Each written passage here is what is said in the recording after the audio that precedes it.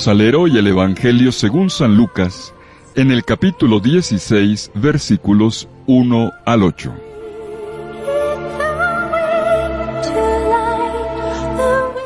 En aquel tiempo decía Jesús a sus discípulos: un hombre rico tenía un administrador, a quien acusaron ante él de derrochar sus bienes. Entonces lo llamó y le dijo: ¿qué es eso que estoy oyendo de ti?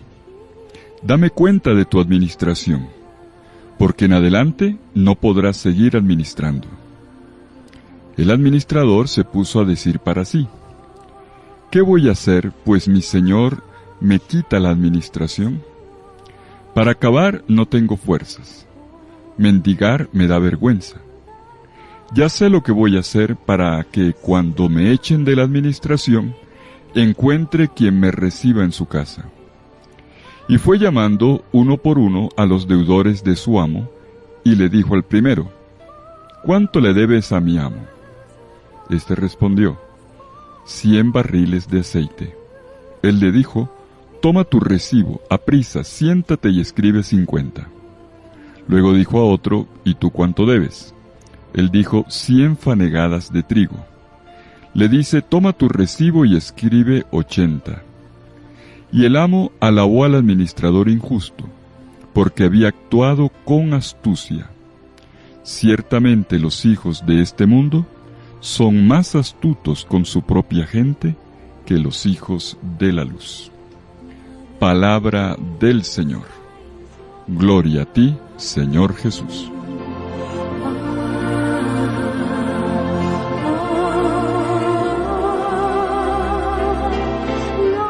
La parábola de hoy, la del ecónomo o administrador injusto, o peor, deshonesto, corrupto, que no actúa con rectitud, puede sonar a primera vista escandalosa.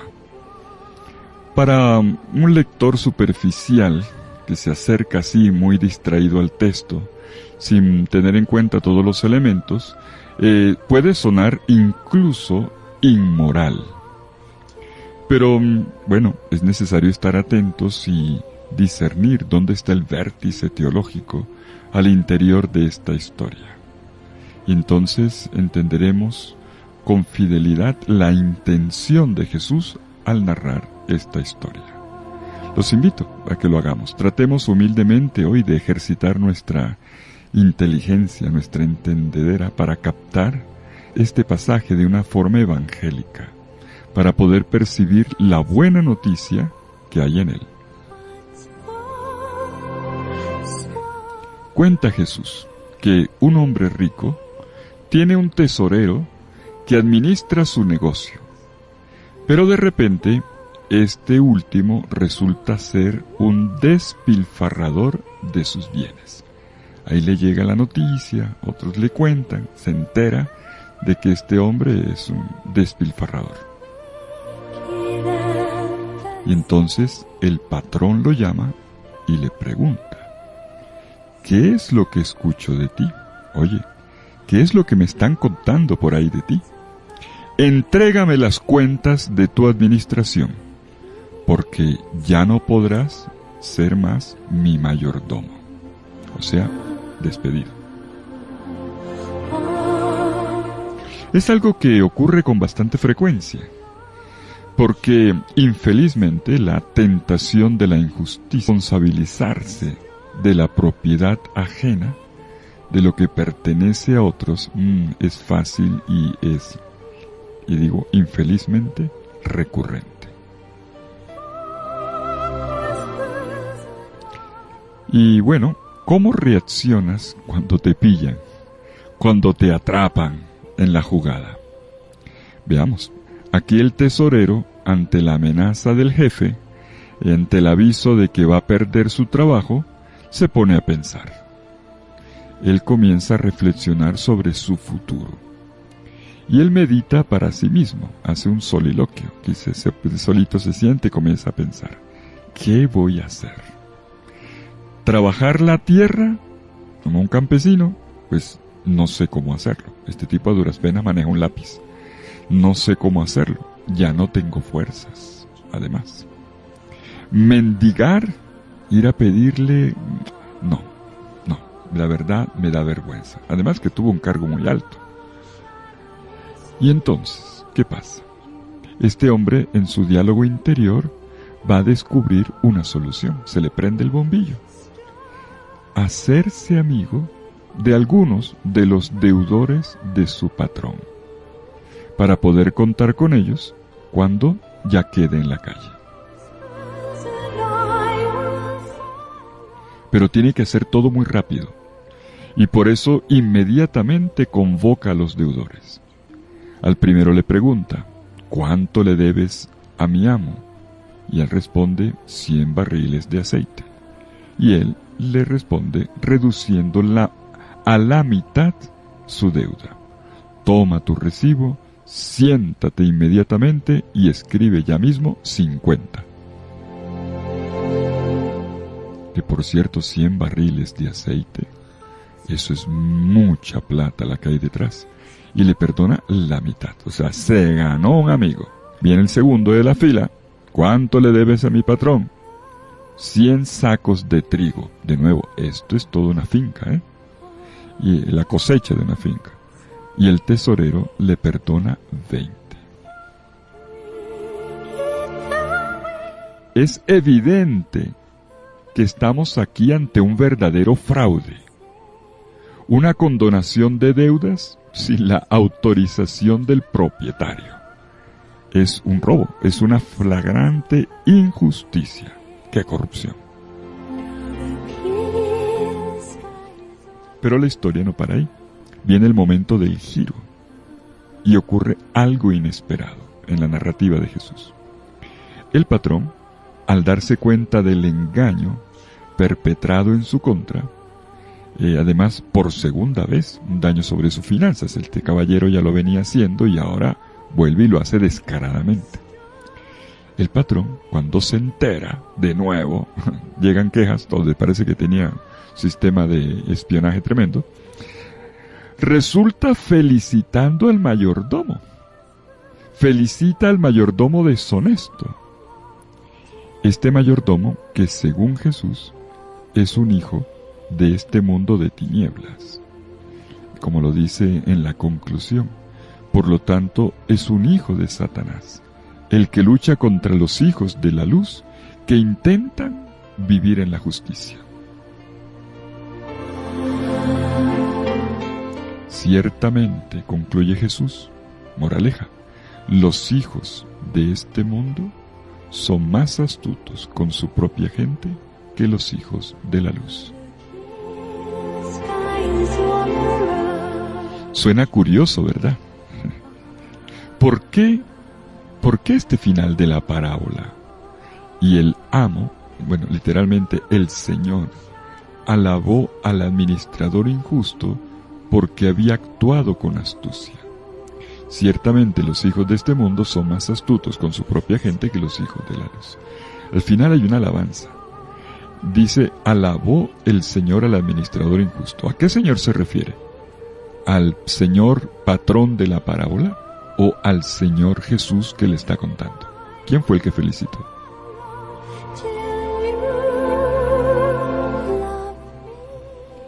Entonces, la cuestión, bueno, respondamos primero, ¿por qué los elogios? ¿Por qué resultan felicitaciones? ¿Por la acción injusta? ¿Por haber hecho algo malo? No. Por la capacidad de hacer amigos. Por atreverse a dar y compartir esa riqueza injusta. Tenemos al final un cambio de perspectiva, representado en la actitud del que felicita. Este mayordomo injusto ya no malgasta los bienes que administra, sino que los honra compartiéndolos con los que no tienen nada. Y aquí es donde está la buena noticia, el evangelio de esta parábola. Lo urgente, la buena acción, consiste en repartir el dinero de la injusticia a los pobres, no guardárselo con avaricia. Precisamente, estas palabras de Jesús quieren ser una buena noticia para la gente pudiente, porque ahora saben cómo administrar los bienes que no son de ellos, distribuyéndolos a todos. La ejemplaridad de este mayordomo injusto, por lo tanto, no hay que identificarla en su acción deshonesta, sino en su capacidad para discernir la situación en la que se encuentra, para captar su realidad marcada por muchas limitaciones y actuar en consecuencia, con inteligencia. Atención, en esta historia y en el comentario posterior de Jesús, aparece 5 veces el término injusticia o injusto, en griego adikia o adikos, un término para calificar negativamente al mayordomo y a la riqueza. La injusticia, por lo tanto, es denunciada y condenada. Esto no es una justificación de la corrupción, para nada.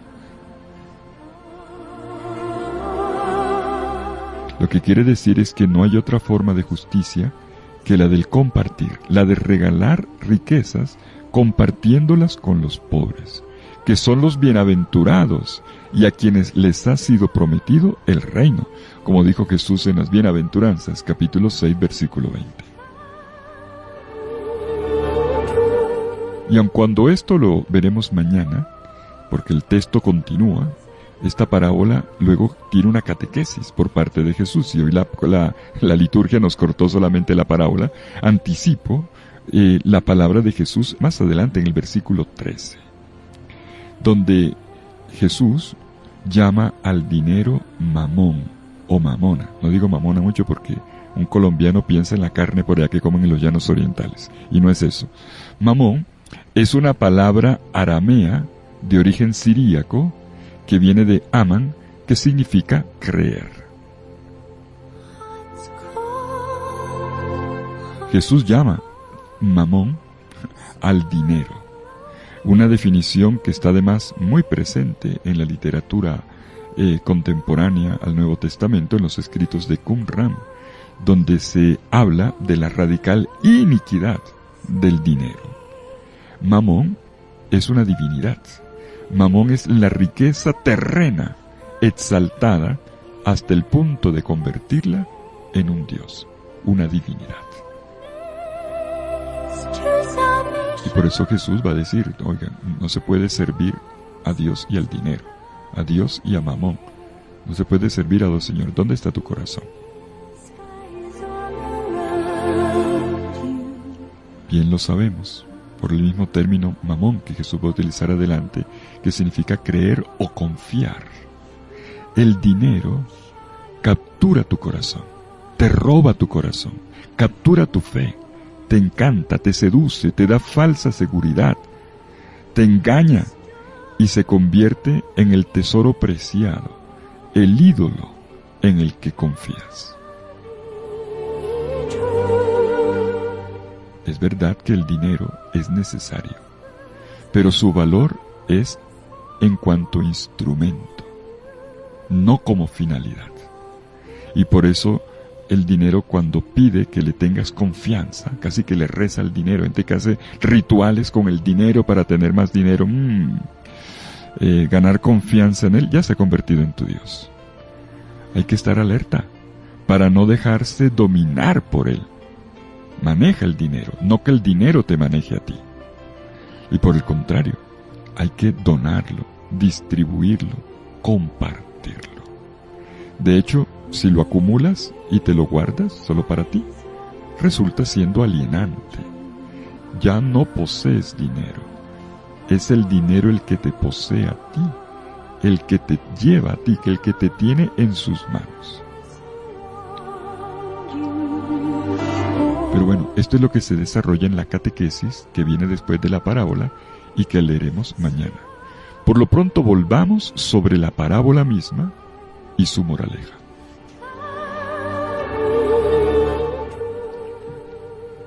no hay que buscar acomodaciones para hacer encajar la parábola en un esquema moral. La cuestión de la riqueza, que es central en el Evangelio de Lucas, en realidad aquí es más bien secundaria. Jesús no se centra en los medios que utilice el administrador para hacer amigos. Ese es otro tema. El verdadero punto central de su historia está contenido en el comentario final, que es la moraleja. Los hijos de este mundo son más astutos que los hijos de la luz. Son palabras que se dicen mirando de frente al mayordomo que obró astutamente. Por lo tanto, la parábola no deberíamos, pienso yo, titularla como hacen algunas Biblias, entre otras la de Jerusalén, que yo admiro pero que tiene sus cositas. Le colocan los editores la parábola del administrador injusto o del administrador infiel. Yo la titularía más bien la parábola del administrador perspicaz, sagaz, astuto, o más sencillo, la parábola del hombre inteligente. Tenemos una historia de un hombre que tiene muchas propiedades, es el patrón, un hombre rico, y junto a él, un hombre inteligente. Y el patrón, que lo iba a despedir, descubrió la inteligencia de su empleado. Yo a veces me pregunto, ¿qué significa desde el punto de vista evangélico? ¿Qué es lo humano de la humanidad de Jesús? ¿El ser inteligente? Pues fíjense en el texto. Hay que destacar la comparación, el parangón que Jesús hace en la línea final, en la moraleja. Los hijos de este mundo son más sagaces, astutos, inteligentes con su propia gente que los hijos de la luz. Y aquí es un parangón. Son más que.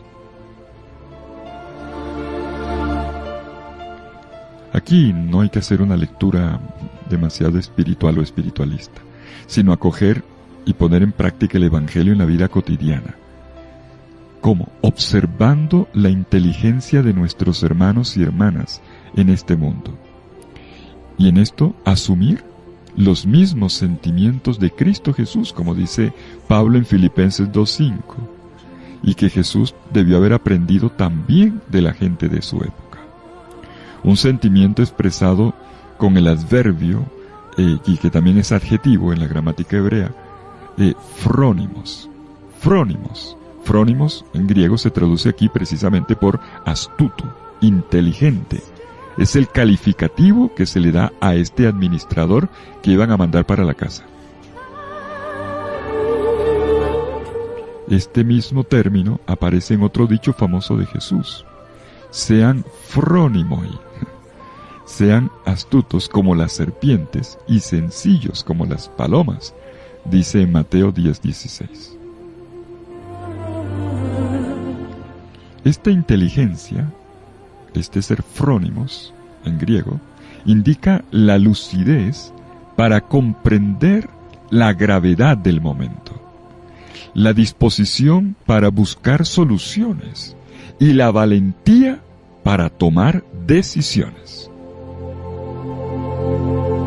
Frónimos, astuto, sagaz, inteligente, perspicaz, también prudente, en el sentido etimológico, latino, providente, providentes, capaz de ver primero, por lo de prever, providente es el que ve antes de, por lo tanto, de elegir aquí y ahora, ser reflexivos y personas de discernimiento. Claro, ¿qué es esto? Sino en una sola palabra, sino el discernimiento. Así como el administrador también actuó Jesús, con astucia, con perspicacia, con discernimiento. Como el administrador entonces, como Jesús, que también lo es, entonces, si queremos, todo cuanto poseemos, podemos tomar una muy buena decisión con ello, con lo que tenemos. Compartirlo, ganar amigos. No hay un ayer, no hay un mañana, No hay esquemas teóricos ni planes para el futuro. Contamos con un hoy. El hoy es el tiempo en el que se juega nuestra salvación. Es en el hoy que la vida nos pide, ahora, que demostremos nuestra inteligencia, la profundidad de nuestro pensamiento diario, vivir el día a día con una actitud de sabios, de personas que disciernen, que sopesan las situaciones y toman buenas decisiones. No podemos pasarnos la vida preparándonos. En algún momento la vida nos pide que actuemos ya, sin aplazamientos. Y esto también es lo que el Evangelio llama la vigilancia. El estar preparado, tema del próximo domingo, para utilizar categorías en las que Jesús en otros pasajes se refiere a la actitud que hay que tener ante la venida del Hijo del Hombre. Para nosotros, la vida eterna comienza aquí y ahora, en la medida en que sepamos ser sagaces, astutos, capaces de inteligencia, no solo para nosotros, sino también con aquellos que nos han sido confiados. Hay otro pasaje de Lucas, en el capítulo 12, donde Jesús repite el término inteligente, frónimos, astuto, sagaz. ¿Quién es el mayordomo fiel, el frónimos, que el jefe pondrá a la cabeza de sus servidores delante? Y responde, es el que conoce la voluntad de su Señor y actúa en coherencia, en consecuencia. Pero si él conoce esa voluntad y no la cumple, si no es fiel, ni es astuto, ni perspicaz, más le habría valido que no la hubiera conocido, porque le va a ir muy mal, dice Jesús en aquella otra parábola. Bueno, creo que tenemos suficiente por el día de hoy. Volvamos a leer esta parábola que nos invita a ser inteligentes en la vida, inteligentes según el Evangelio. Lucas capítulo 16, versículos 1 al 9, que continuará con una catequesis, donde Jesús ahonda sobre el uso del dinero y que hoy pues no lo leemos. Que el Señor te bendiga y te cuide y te llene de su amor. En el nombre del Padre y del Hijo y del Espíritu Santo. Amén. Que tengas un lindo día.